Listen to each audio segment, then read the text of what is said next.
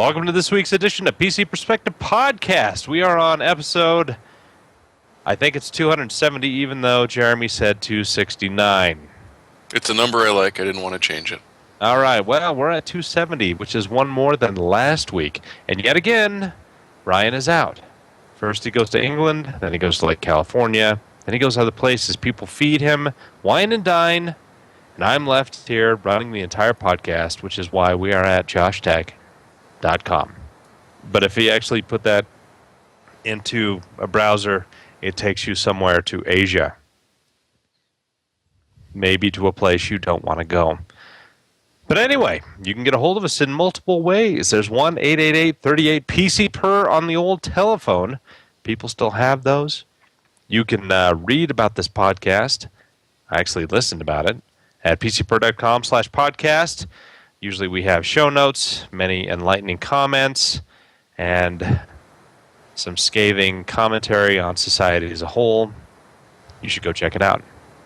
Finally, you can follow Ryan at Twitter at twitter.com/Ryan Trout or twitter.com/PCPer. I'm also on Twitter, twitter.com/JoshDWalrath. If you don't know how to spell it, you're out of luck. I think Jeremy even has a Twitter. And Allyn. It's true. Yeah. Morry, do you have a Twitter? I do have a Twitter. It's at Morry Titleman. Wow, that's very exciting. We all have very exciting names. Right, let me just check that. I think that's what it is. Oh, well. Yeah, it's at Morry Titleman. So with all that boilerplate out of the way, shall we move forward? Talk about things that we write about. These things called reviews. Jeremy, I believe you have the first one because you had an extra 35 seconds to read over it and tell us what you learned.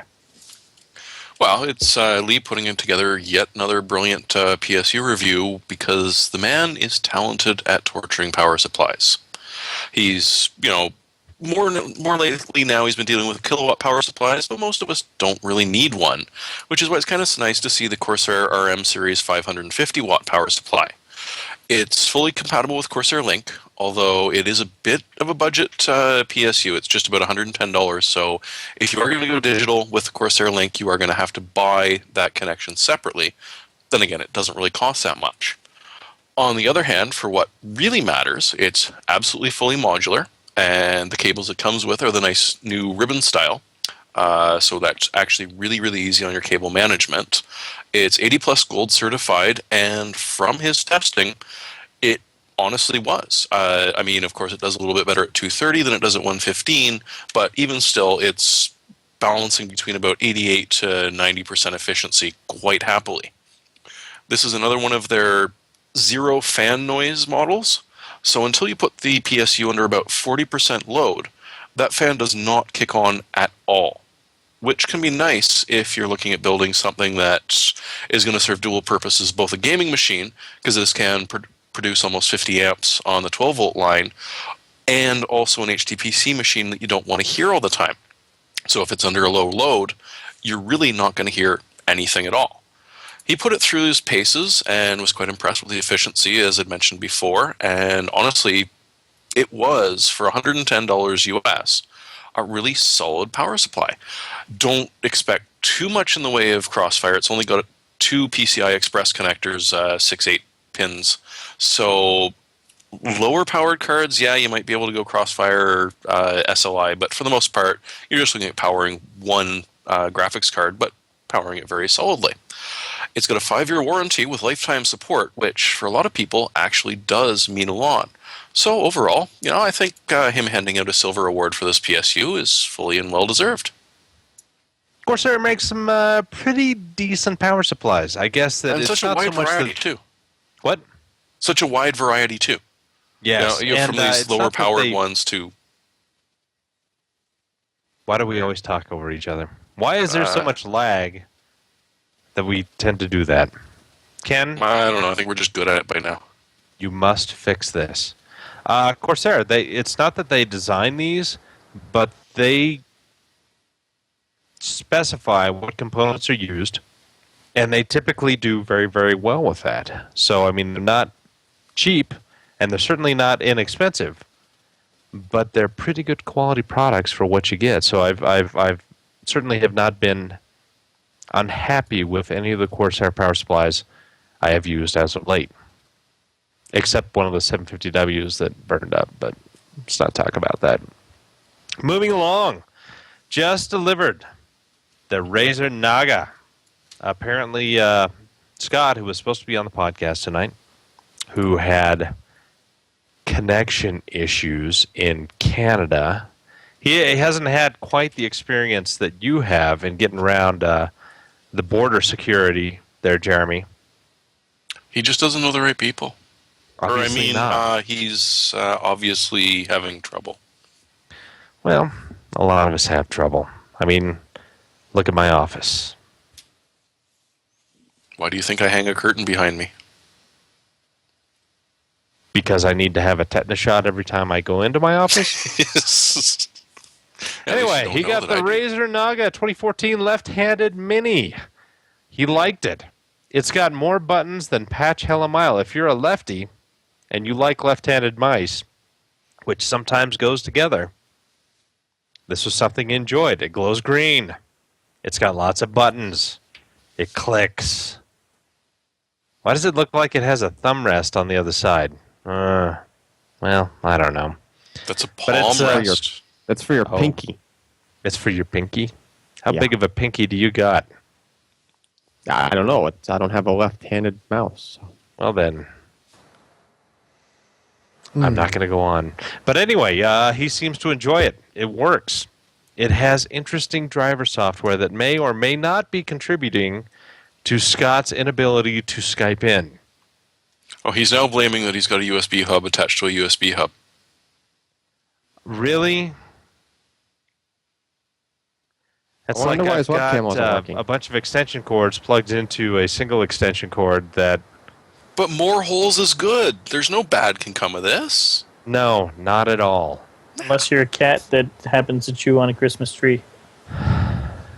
Isn't that in, yeah.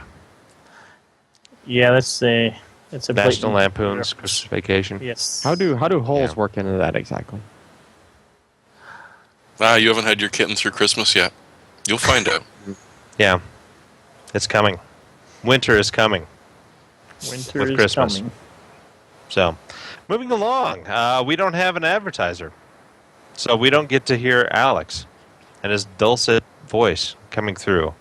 The all-new Z77 87. M-Power. 87 now. Well, it was Z87. 77 back then. I mean, Ken- 87, Ken's got the M-Power, video. X-Power, Z-Power. So I should all just power. dub that video over. Yes. The all new Z87 Power motherboard. That would work really, really nicely. So we have news today. And it was kind of big news, but it was kind of not big news. But it was big news because they didn't talk about the things we expected to. But AMD released, well, at least they clued us in to a bunch of new cards that are coming up soon. They are the new R9 and R7 series, some of which are rebrands, two of which are brand new. Now, the R9s are based on the new Hawaii chip. It's they don't say it's GCN 2.0, but it's an advanced version of GCN. It's the high end. It's going to be competing with the GTX 780 and Titan. And they talked about all kinds of fun things with it. Like, it's got an audio DSP integrated into it. It's not a separate chip. It's not software. It's an actual DSP, seemingly on the die of this chip that will give improved audio performance and allow developers to do all kinds of interesting stuff. Now, as I said, some are rebrands. Like the HD 7970 is going to become the R9 280X. Am I correct in that? Yeah, R9 280X. 7950 is going to be the R9 280. The 7800 series are going to be the 270. And I believe that 260X is going to be Bonaire, a.k.a. the 7790. Now, what's interesting about the R9... God, somebody's going to kill me for saying GTX. The R9 260X is it also supports the DSP. So I kind of wonder if the current 7790 chips or cards will be improved upon by drivers to allow that functionality to come out. Though I really have to wonder, how are you going to get that audio out in the first place? Is it going to be over the PCI bus to the motherboard? Is it only going to be HDMI or DisplayPort only audio coming out of there? They, of course, gave no details. In fact, this entire lineup of cards, no details except prices for everything R9 280 and below. We have no idea what the R9 290X or 290 is going to cost, but there are people who expect the 290X to be around the $599 point and the lower end 290 to be in between $450 and $499. I guess we will see. Anybody have any thoughts on these cards? Did you enjoy the podcast? Well, the stream. That one was an hour late because somebody was playing music that they did not license at the beginning, and so YouTube came down on them like a ton of bricks. Oh, is that what happened? Yes, they were playing pop music. Yeah, like I 7 started minutes. the stream early, and then I sort of had that thought. I was like, I think that might be a copyright thing. Did they license that stuff? And then I sort of went away, and then I came back, and the stream was gone. They picked the one live streaming service that actually checks for that and played copyrighted music. Any other service, it wouldn't have mattered, but YouTube actually checks for copyright infringement as things are happening. Yeah. That is a job description for somebody. So someone at AMD really didn't think this one through. And not only that, if you watch the entire stream, you would come under the impression that a lot of people in AMD did not think about this because it was painful. It was 3.5 hours long. And you could have really worked and taken the information and done it easily in 2 hours. But instead, it was dragged out seemingly ad nauseum. Now, I have nothing against AMD, but they need to tighten things up there. In terms of hardware, it's really interesting because the audio DSP stuff is, well, nobody's really paid attention to audio in a long time. I mean, ever since Creative Labs sued Ariel 3D out of existence, we've had to deal with EAX 1 through 5. Dolby Digital has, they've done some HRTF type functionality, but nobody's really paid the attention to it that they need to. Certainly, Creative has given us a couple of, the XFi and now whatever the latest generation chips are, but their functionality as compared to what Ariel was trying to do with A3D 2.0 still is lacking as compared to what they were doing. And I'm just baffled why Creative just kind of sat on the laurels. Well, they didn't sit on their laurels. They sat on their lawyers and did nothing with audio to improve not only the state of the industry, but just their sales as well. Because now Oriole and everybody's Turtle got- Beach weren't really competitors, though. They were alone in the market for a couple of years there. Well, not really. I mean, they still had C Media, which was integrated, DTS, Dolby Digital 5.1 encoding, but they never did a whole bunch of stuff. ESS did some kind of Sensura surround, Sensura 3D, but it was never integrated into anything. So you just have all these cheap and inexpensive codecs on motherboards that most people use. And you got a handful of these sound cards, which, I mean, they sound nice. I mean, electrically, they do very well, but they didn't push the state of the art at all in terms of what they can do with sound to make better sound fields, more immersive environments. And this is something that AMD is actually looking to really push upon.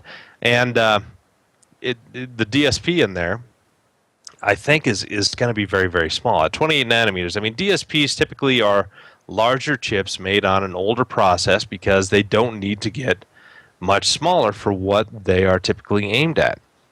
And so it doesn't take a lot of space at 28 nanometers on a 6.2 billion transistor chip.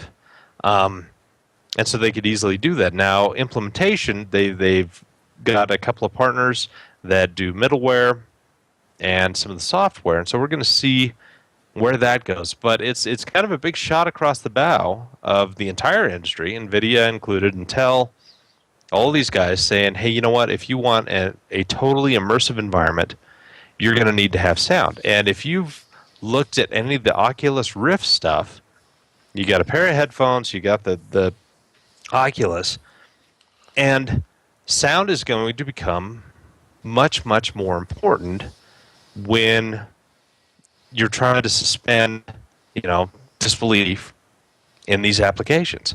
And having good sound is a good way to really get people in.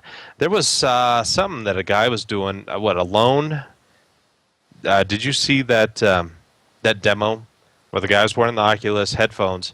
Oh, that was so creepy. Yeah, and he was sitting in a living room, and he was playing a game on a TV, and he could hear all the sounds from the TV and all that, and then little strange things kept happening around him. And I was watching this, and I was getting totally creeped out, and I wasn't wearing the damn goggles. I mean, I figured if I was doing that, I would have thrown them on the ground and just walked away. But Well, what was doing it was because you were playing in the game, you were playing a game, so it sort of put you another layer deeper into the thing. So your instinct was to look around in the Oculus instead of, because you were playing a game already. yeah, Like 2 layers. What was that movie with the, they go to sleep and they go inside the other Inception? person? Inception, yes. They basically Inceptioned it. yeah. So it's Inception cool was stuff, and the audio that is. was- Oh, Morry, did you want to say something? I was just going to say Inception was a ripoff of a movie from the 80s that did the same thing. I think Yeah. it was- what was that? I don't remember that movie. I was can't called. remember it, or I would have piped up. God. Not Lawnmower Man, is it? No. This was something like mid 80s or something. It was a decent movie. At the very end, the guy, God, I don't remember. It had some train, something in it. It had a train, and God, And there were people milling around, and there was this woman character. yeah. Okay, anyway, we can move on. Anyway, Well, before Yeah. we run away, Raptor. What? Raptor is more or less worth mentioning. Yeah, talk to us about Raptor. You Well, are you a Dennis Fong fan? Of Thresh? course. But it was interesting to see that, hey, they've got the same sort of game optimization that we've seen from certain other companies, where it's going to handle, you're going to sort of say, do I want more quality or do I want faster frame rates? And it'll handle it for you in-game. You can even set it so I want the best-looking experience I can have while still essentially being playable. So it's sort of nice to see that included at a driver level, because there's a lot of people that really don't want to mess around in advanced graphics settings.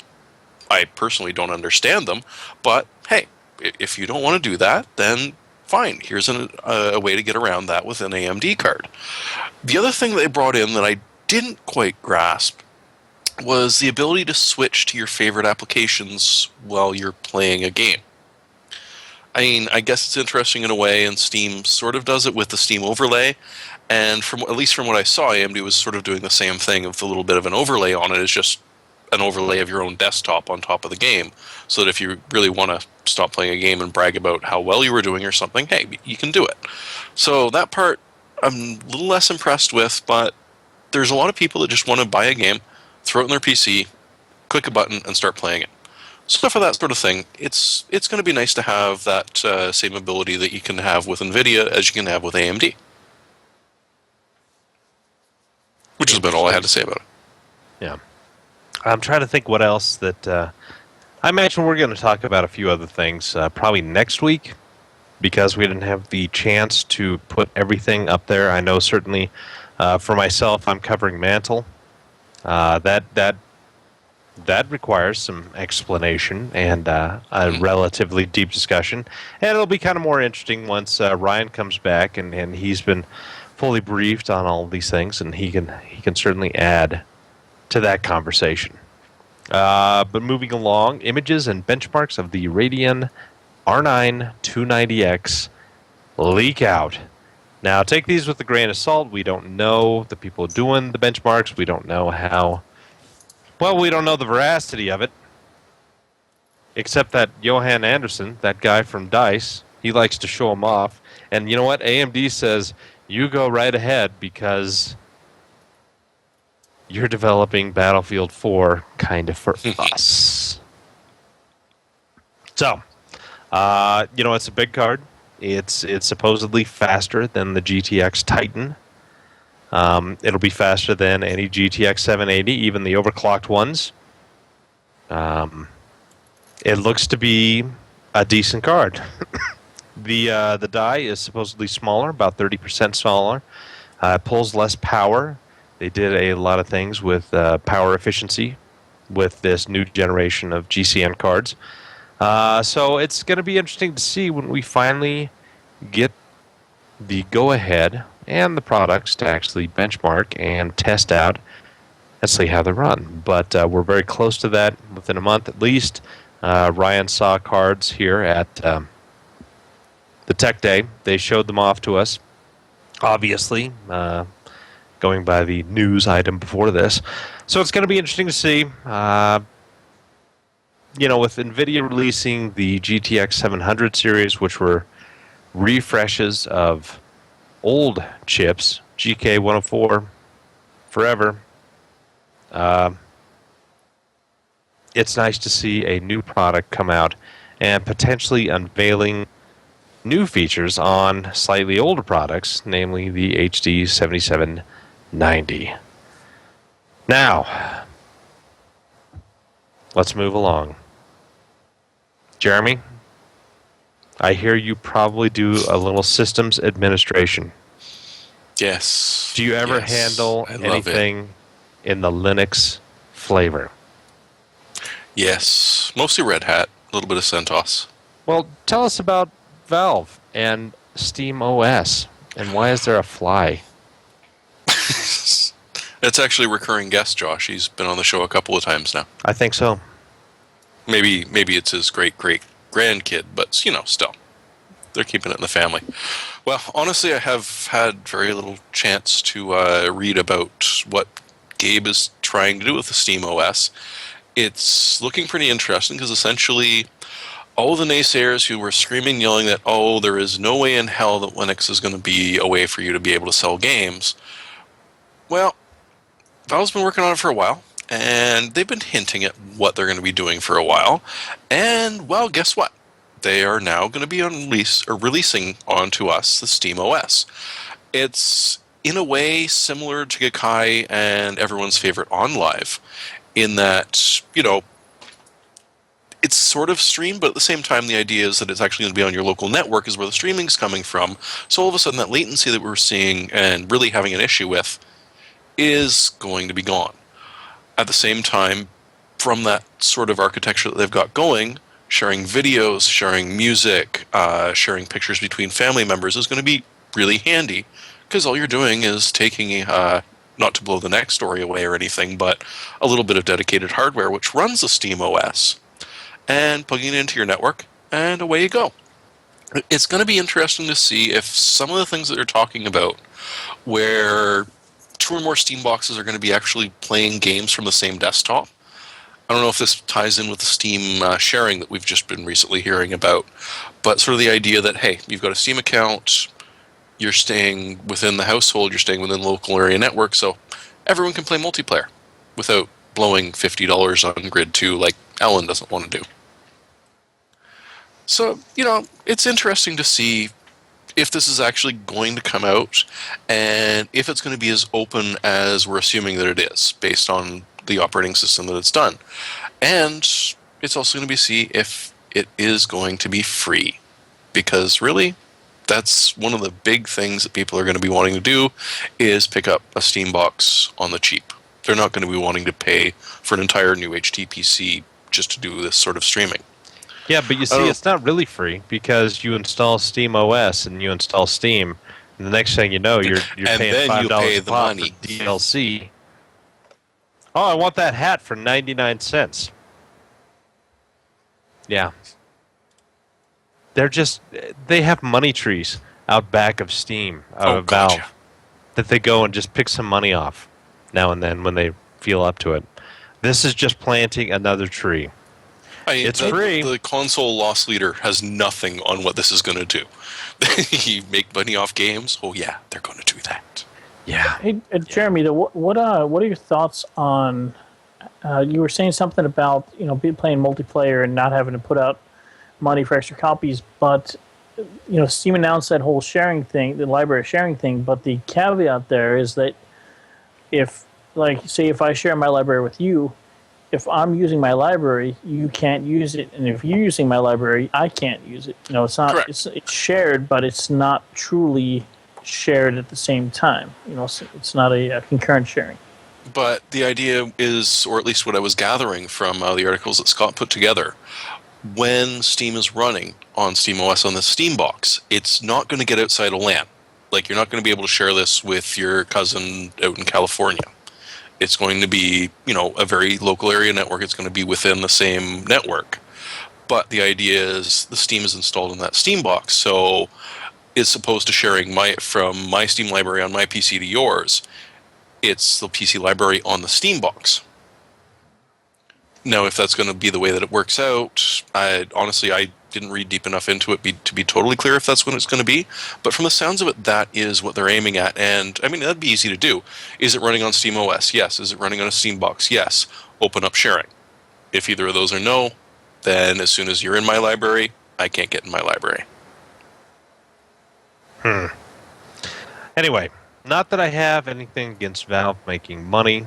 They are a company, they hire people, they employ them, and they bring lots of happiness to some people's lives and despair to others. But that doesn't mean that they should give us everything away for free, even though they're giving an OS away. And they're making a nice amount of money on royalties from the other products that they sell on Steam. Good for them. Capitalism at work. Number 2 of this announcement was there is a Steam box. They've given us no details. They just say it exists, and they're going to be beta testing them. So if you have Steam and you want to beta test this, they're giving away 300 Steam boxes. Because they can afford it. Well, they've got lots of money trees in the back, and they can afford to do that. So if you go to that link and follow their instructions, you can enter yourself into the beta test. It's open until October 25th, which is oddly enough the day that Grant comes back on TV. Not that it matters. But, if you're curious about using the big screen mode, regular controllers rather than joystick and mouse, or rather keyboard and mouse, you can get in there and potentially be one of 300 having a Steam box to test out and talk to the nice people at Valve about your experience. By 2014, they're expecting multiple form factors of Steam box available depending on what you need and what you want.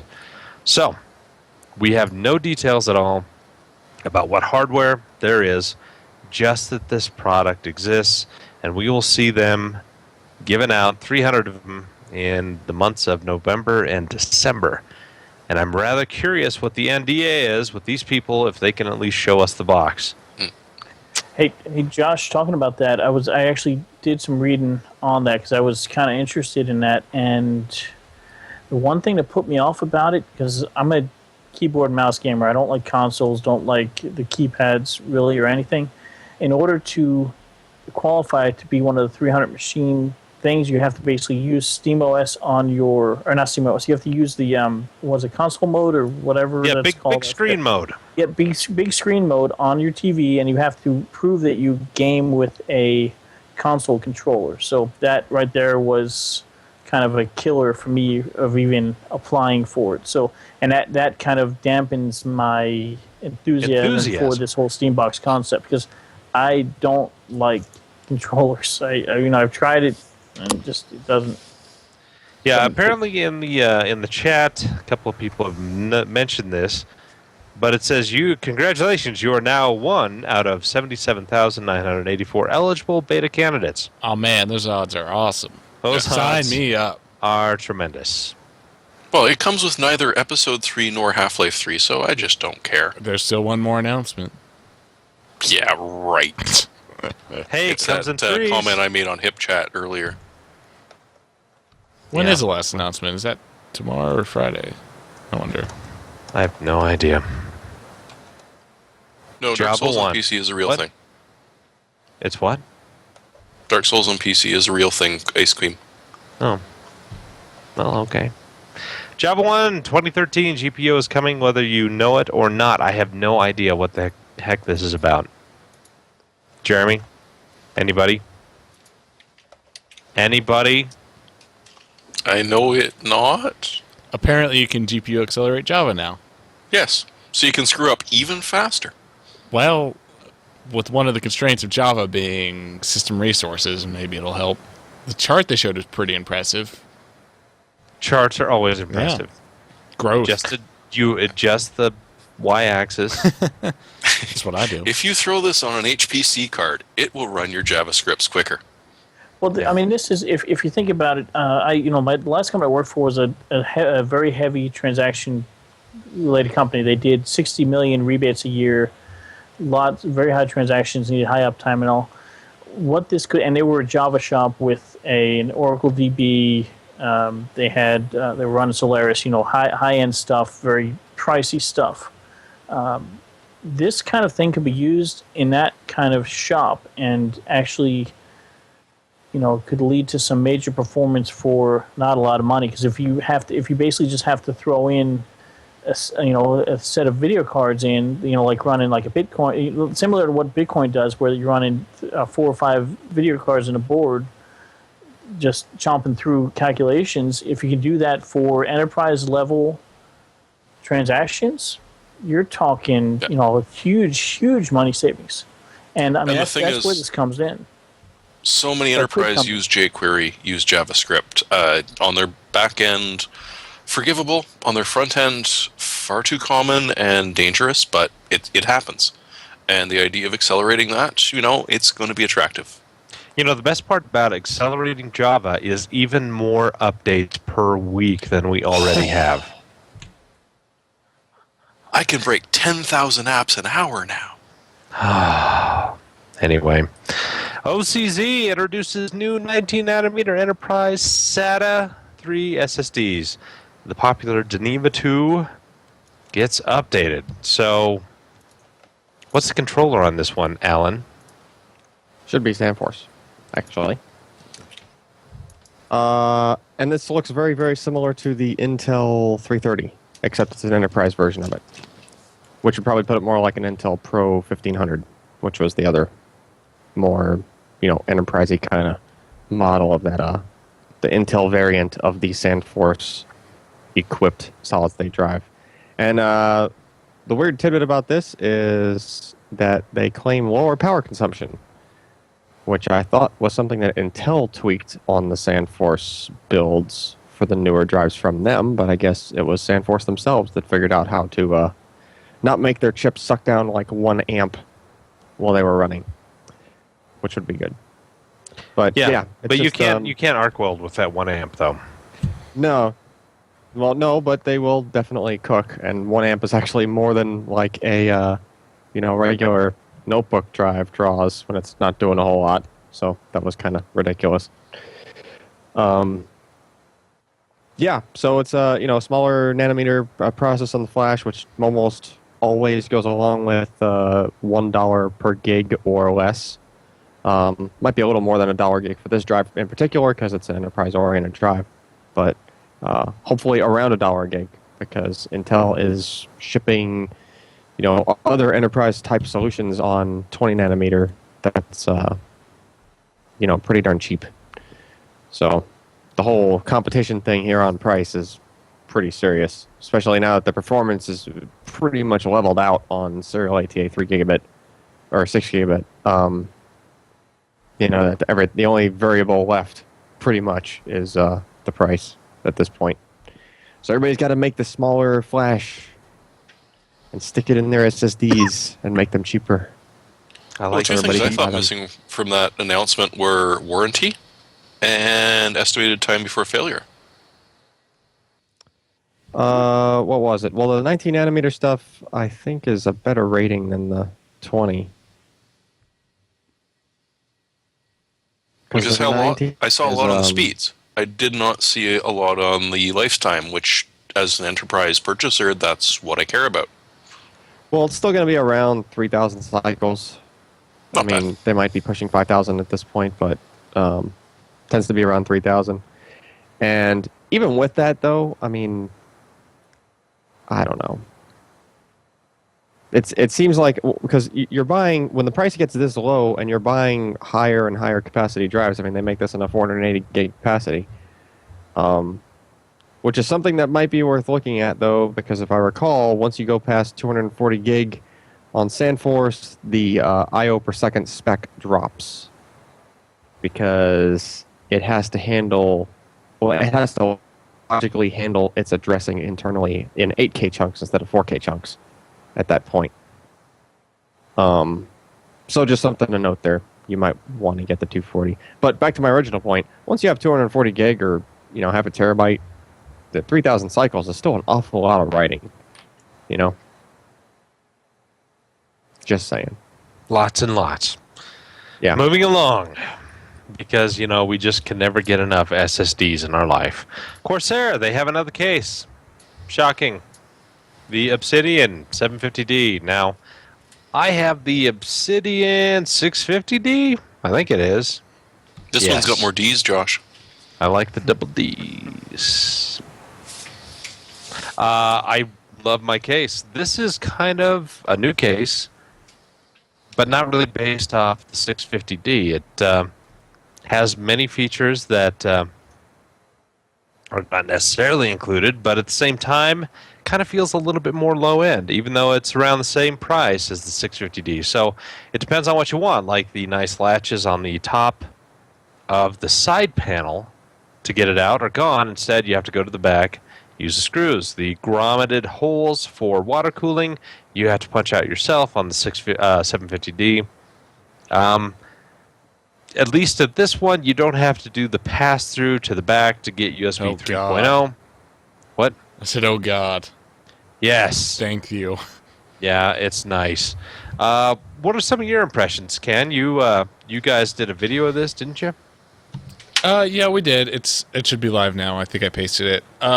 The only real disappointment I have is the fact that there are still thumb screws on the door. We used the 650D for a long time for one of the video streaming machines, and I really like being able to pull the latches and get into the case.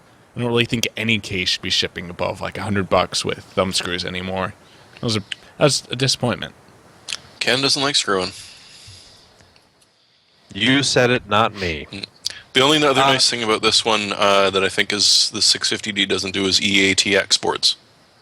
I don't think the 650D is that big, is it? No, the 650D has the top port for SATA. This one gets rid of it. Yeah. And also, what was the other? Have you ever used that hot swap bay, though? Like, ever? No. Yes, I have. How many times? Like 4 times. Okay. In the year and a half that I've had it. Yeah. I guess that might be worth it. I usually leave a drive toaster on the desk. Yeah. Yeah, I guess so. What was the last? I had just thought about it, and then I'm looking at my case, and it came to me, and now it is no longer there. Oh yeah, it's got dedicated SATA, dedicated SSD, 2.5-inch base that the 650D did not have. So that's kind of interesting where they've placed them, if I remember correctly. They're kind of that vertical orientation behind where you would the find motherboard. Yeah, well, they're more behind where the drive caddies would normally be on the case, like right under the 5.25-inch base. Yeah, and so if you don't have the correct cables to, if you don't have the straight ones, no, well, like you have 90 degree, it might be troublesome. Actually, if you have 90 degree, it might be they might work well because there's a hole in the you can in flip the caddy the- right there. Yeah, flip them around. I don't The know. only problem you may have with that orientation is that a lot of the SATA power cables that come off the PSU are daisy chained together. Yeah. So you would You would probably have think to they'd use account for Molex that. converters for those. I'd have to go back and actually take a look at use a real PSU cable for it. You'd think they'd account for that since they make power supplies, but Well, maybe not so much. Hard to say, because I don't- money is it everything, and sometimes space is constrained. It just the other thing that kind of leaps out at me is it doesn't look like I'm looking at the tech report review on it that has some nice pictures in it. And it just doesn't look like it has a lot of as much space as you'd expect behind the motherboard. So cable routing might be tricky. I don't know. I put most of the machine in there and shoved the cables like I normally do when the door's shut. That's kind of my benchmark at that point. Yeah, but we've all seen your guys' Switch. Hey, I didn't do that. I was opposed to that. Monkey glue and wood screws. And a bit of duct Gorilla tape. glue. Insane. Anyway, moving along. NVIDIA Mends open source documentation for Nouveau. The last time I talked about NVIDIA and open source, it wasn't pretty. Do we have any idea what Scott is talking about? Well, this one's a little more positive than the last time you talked about your source. Both AMD and Intel have been doing a really good job with open source drivers for Linux. They've not been doing a brilliant job, but they've been doing a good job. They're more or less keeping up with the technology that they're releasing. It's going to work on Linux, and some of the time it'll actually work almost as good as it does on Windows. NVIDIA, on the other hand, has not quite been so forthcoming. So, in a way, this sort of gives a bit of a change to their opinion of they don't really care about the open source community. So, they're going to open up a lot of the device control block documentation. They're going to open up a bit of the proprietary stuff that they've really kept close to their chest. On the other hand, the timing is a little interesting. All of a sudden, you've got SteamOS coming out. You've got a couple of other products on NVIDIA's side that they would really like people to program for, like, say, Shield. So all of a sudden, hey, it makes financial sense to them to open up a lot more than they used to as far as compatibility for open source programming. It's going to be interesting to see if this sort of does work out, and it's going to be interesting to see if this ties right in with their game streaming. It's a good thing. You know, regardless, it is going to be a good thing for a lot of people that just aren't running Windows. But really, there's not much we can say about that, because I think that, Josh, you do realize that the first of the Hammer architectures was released 10 years ago. I do. I remember that time I well. have fond memories of that chip being the fastest silicon on the planet. Yeah, Not even per I clock. never had an FX51. Is that it? Yep.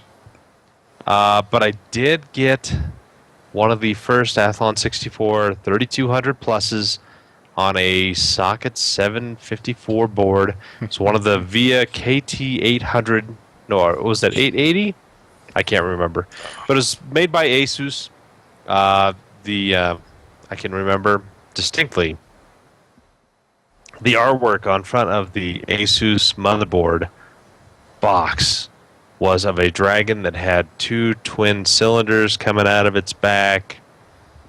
It was really terrible. I mean, So you would have lost the trademark by then? back in the day of bad Taiwanese graphics, this one took the case. Back Cake. in the day.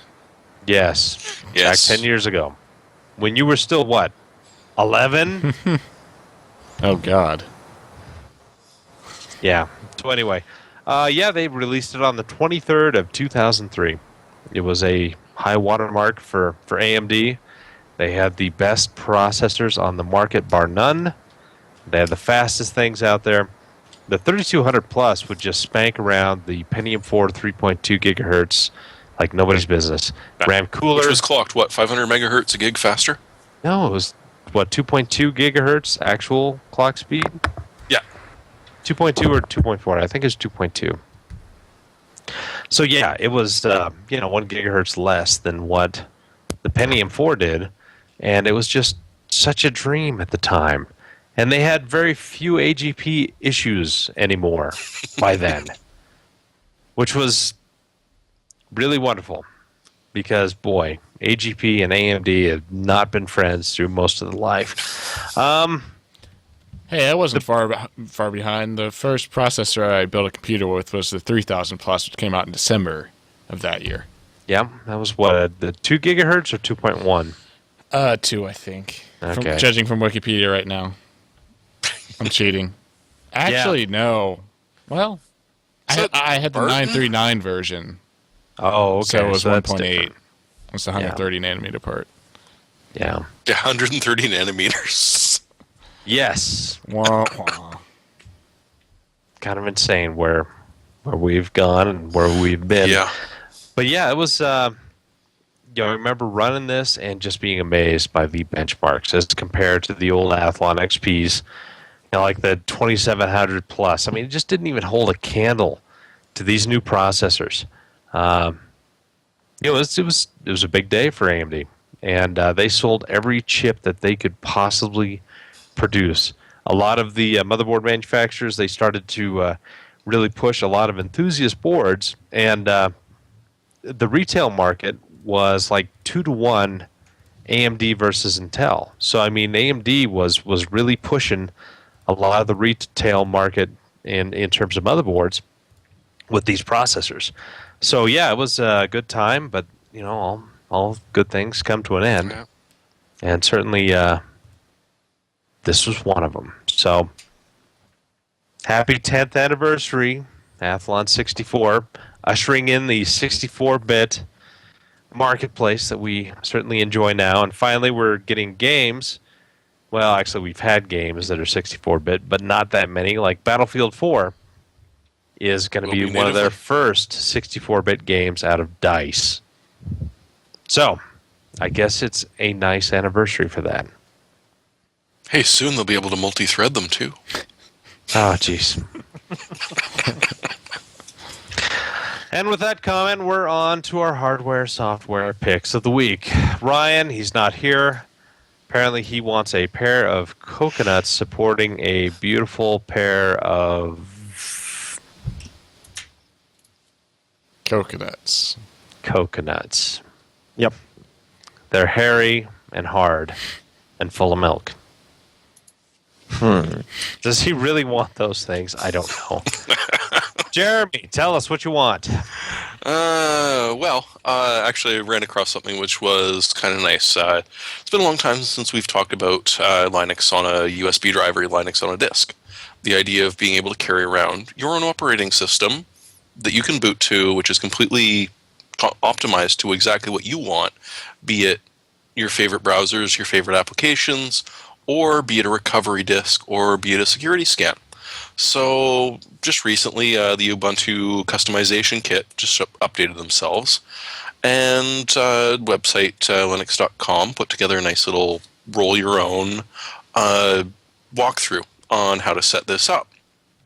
Because I don't know that anyone here has not been faced with, my computer is dead, it won't boot. And generally you used to reach for the old Linux image disks.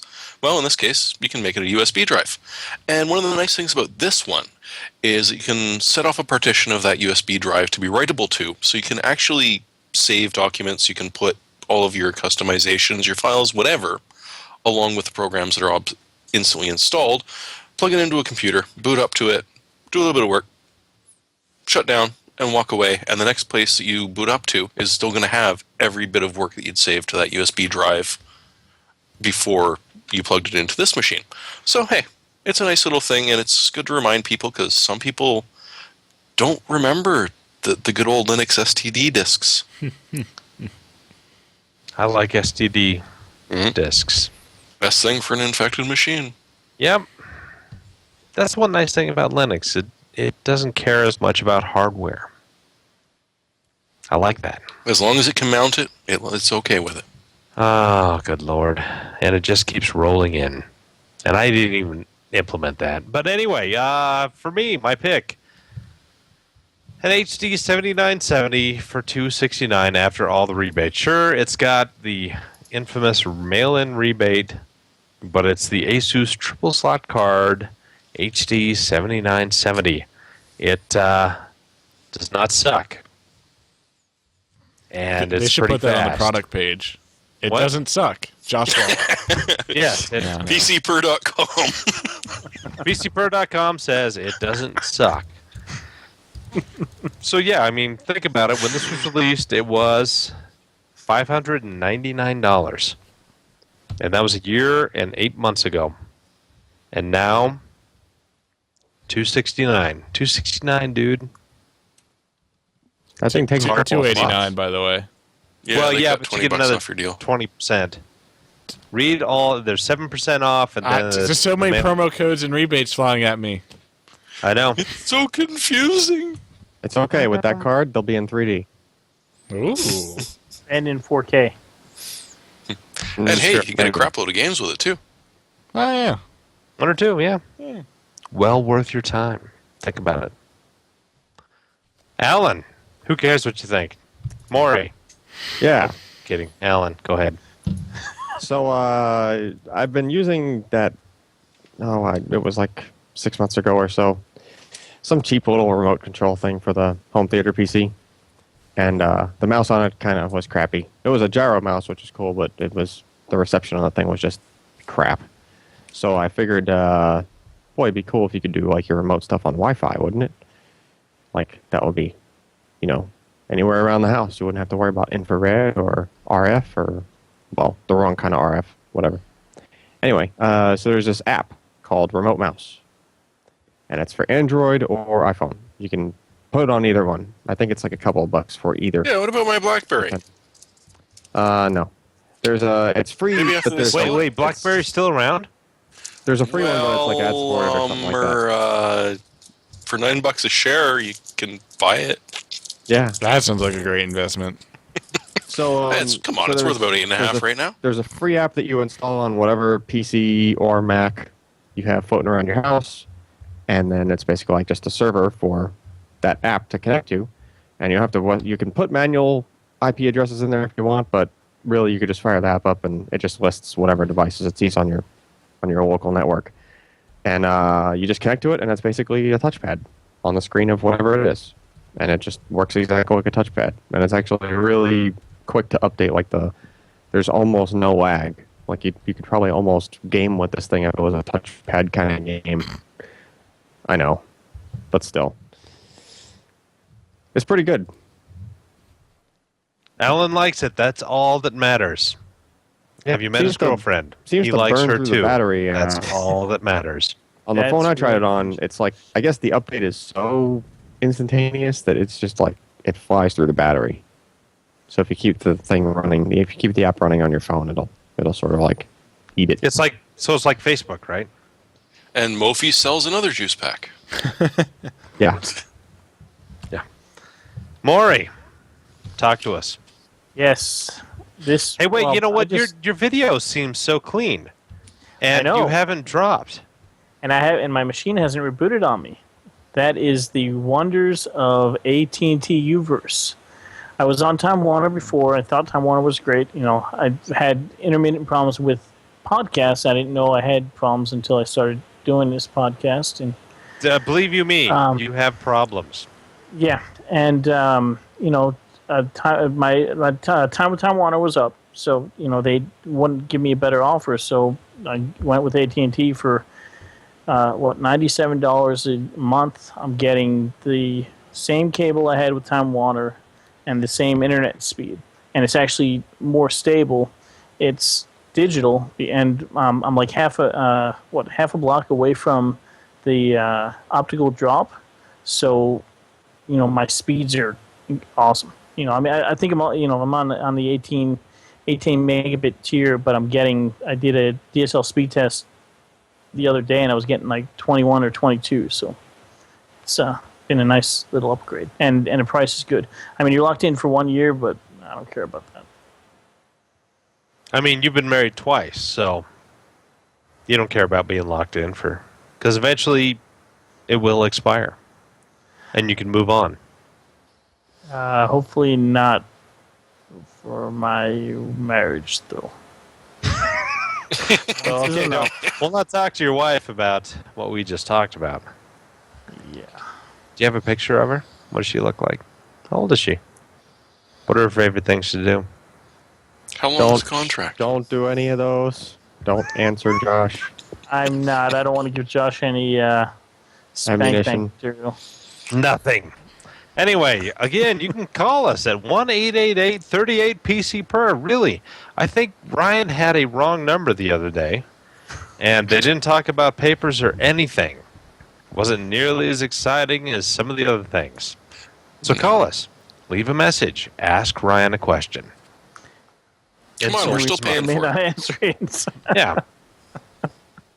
Or you can email us at podcast@pcper.com.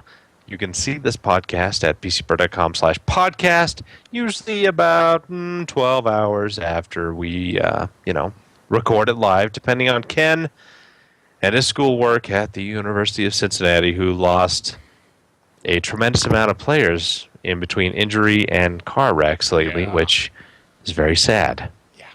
At least none of their players shot themselves in the foot. Almost. Yay, Giants.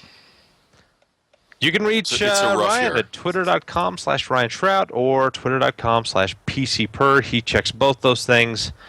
And of course, we talked earlier about all of our Twitternesses. We probably don't need to repeat it again. So join us in the Twitterverse if it sounds fun. And with that, we bid you adieu. I'm Josh Walrath. I'm Jeremy Hellstrom. I'm Alan Malventano. Now more Titleman. Thank God Alan got his microphone down in time.